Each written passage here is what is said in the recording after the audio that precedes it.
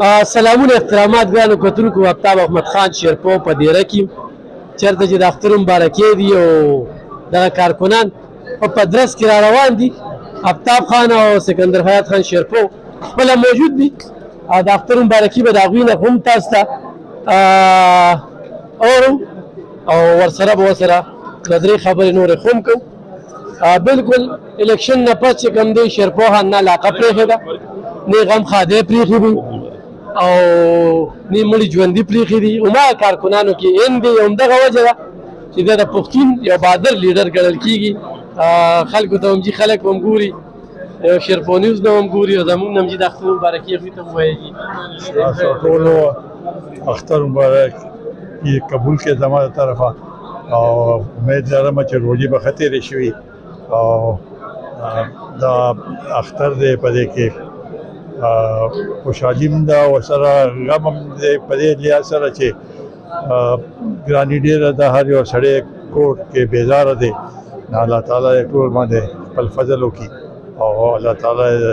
یې ټولو دا عبادت قبول کړي. شیرپو خان د روژې نه مخکې وفاقي حکومت اعلان وکړو، بیا د وزیر اعلی اعلان وکړو چې بجلي به د سره ځي نه. هماغه 3 غنټې بجلي چې کومه ده موږ له شیرپو زیم تحصیل تنګي کې راکړله، هېڅ کم زیاتوالی پکې کمې پکې هماغه زغو حکومت چې کوم خبرې کوي یا وعدې کوي هغې باندې خو بالکل یقین نه کول پکار. عدم اعتماد دی د عوامو او د حکومت په منځ کې، د عوامو او د افسرشۍ په منځ کې، ځکه چې هېڅوک هم عمل نه کوي چې څه احکامات هم جاري شي په هغې باندې عمل نه کېږي. بجلي زموږ د ټولو ضرورت دی او په دې روژه کې خاص کر خلک ډېر پریشانه شو او دا د نن اختر دی او لږ ساعت له به راشي بیا به بجلي نه. نو دا سلسله څو پورې چې صحیح دې ته توجه نه ورکړل شوې ده او 20 کاله پس هم دا صورتحال ما خلک به همدغه پس په اختر کې ما په روژه کې هم بله خبره به نه وي چې یاره بجلي نشته او ګیس نشته. نو دا زموږ مسلې دي، په دې باندې توجه ورکول پکار دی. ګراني په خپل ځای باندې خو دا خو یو سهولت دی او زموږ حق دی، پکار چې دا خلکو ته میلو شي. شیرپو خان الیکشن وشو، صوبایي حکومت دلته پی ټي آی حکومت وایي چې دانلي په مرکز شهر خو دې هغې ته دانلي نه وایي. تېره ورځ چې کوم د کور کمانډر دی میټینګ و، دې ته په کوم نظر ګورئ د دوی دې پیسې دغه ته چې یاره دوی وایي دلته اړو دانلي شوې نه ده؟ ګوره دلته بل قسم الف خان هغه شوی دی. اوس دا کوم هغه وخت هغه خلکو د طاقتور خلکو چې کومه رویه او کوم طریقې سره د آخري دا یو میاشت کې دا کوم صورتحال جوړ کړو، نو هغې سره د پی ټي آی ته خو ډېر تقویت میلو شو. دوی به مخکې وایي چې لیونګ پلینګ فیلډ خو دوی ته داسې میلو شو چې همدردی چې سم رپورټ و هغه ټول هغوی ته تللی دی. په دغه لحاظ سره زموږ هغه دا دی چې د اسټابلیشمنټ او د حکومت هغه وخت کې کوم طریقې سره فیصلې وکړې او کوم هغه د عدالتي فیصله چې شوش دا دی هغه یو واپس کېږي چې یاره دا غلطه شوې ده، دا غلطه شوې ده. د هغې اثرات خو په الیکشن باندې راغی او موږ ټولو باندې راغی. د چا توقع هم نه وه چې داسې به صورتحال جوړېږي. نو دا خو د هغې نه په دې پس منظر کې کتل پکار چې آیا هغه وخت کې چې د عمران خان حکومت هغه کېده چې آیا دا یو صحیح اقدام و او که نه، ځکه چې خو هغه وخت کې دا کومه صورتحال و دا یو کال یې پرېښې وې، نو شاید نن به د پی ټي آی دلته هېڅ نام و نشان به هم نه و. کومې پورې چې د هغې خبره ده نو زمونږ خو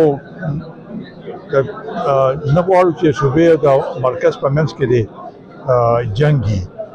په دې لحاظ سره چې د دې اثر عوامو باندې پوځي او موږ غواړو چې مرکز دې صوبې ته خپل حق ورکړي. دا حق د پی ټي آی نه دی، دا د عوامو دی. نو چې کوم دلته زموږ څو بقایاجات دي، کو د بجلۍ په مد کې دي، کو د ان اف سی هغې کې دي، چې میلو شي چې دا خلک دلته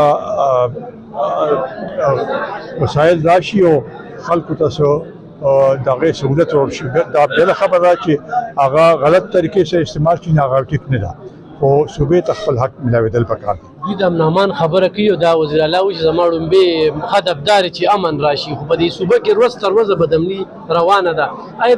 دا خبره د دوی د پارټۍ منشور کې شامله ده که نه؟ همدغې خلکو له دوی مواقع ورکړې وې د جیلونو نه یې خوشې کړل په دې صوبه کې پرېښله دې په د خبرې تیزي په کوم نظر هغه وخت کې پالیسي غلطه چلېدلې ده او د هغې اثرات اوس هم دغه دي. ته یو ځل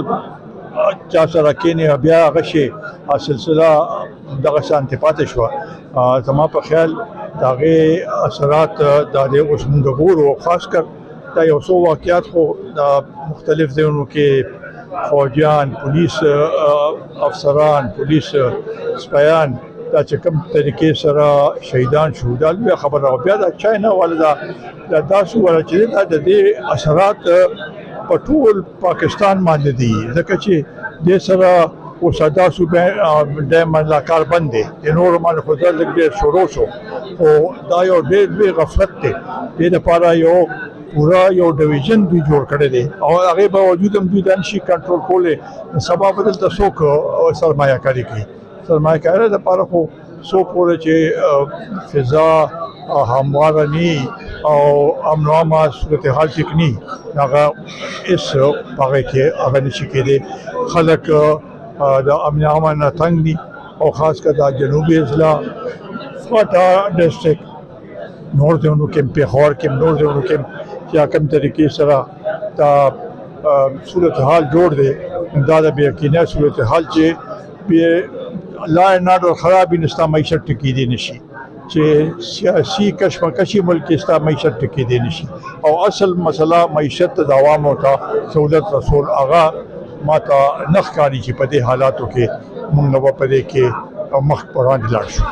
شیربو خان خلک ډېر راغلي دي او مبارکي هم دي خو اخرنۍ پوښتنه بس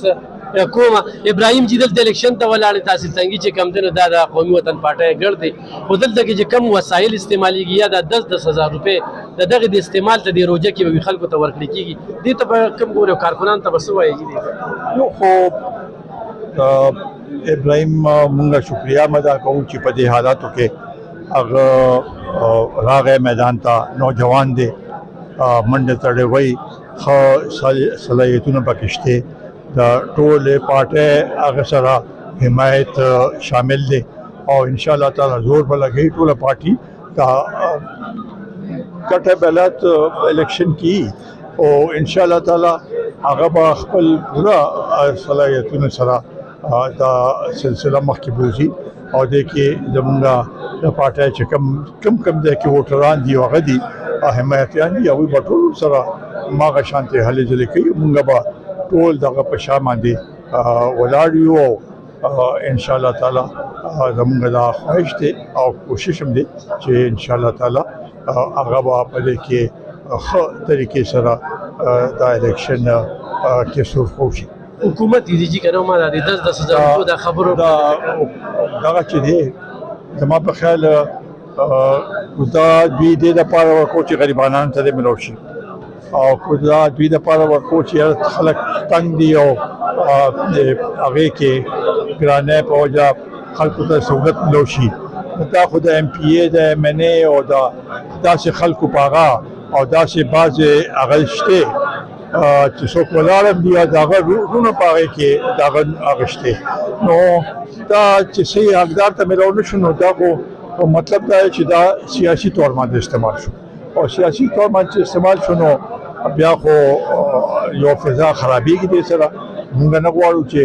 فضا دې خرابه شي. موږ نه غواړو چې سیاسي طور باندې داسې اقدامات وشي دوی الیکشن کې چې څه ګټه کړې ده او کړې ده خو دا مطلب نه دی چې دوی ته د کولو لاره کولو شي چې دوی چې څه کول غواړي هغه دې وکړي. ډېره زیاته مننه ګرانو کتونکو مبارکي الله ډېر زیات خلک راغلي دي خان سره ډېرې زیاتې خبرې په نورو موضوع باندې هم ټول غوښتله او ستاسو د وړاندې دغه ټولې خبرې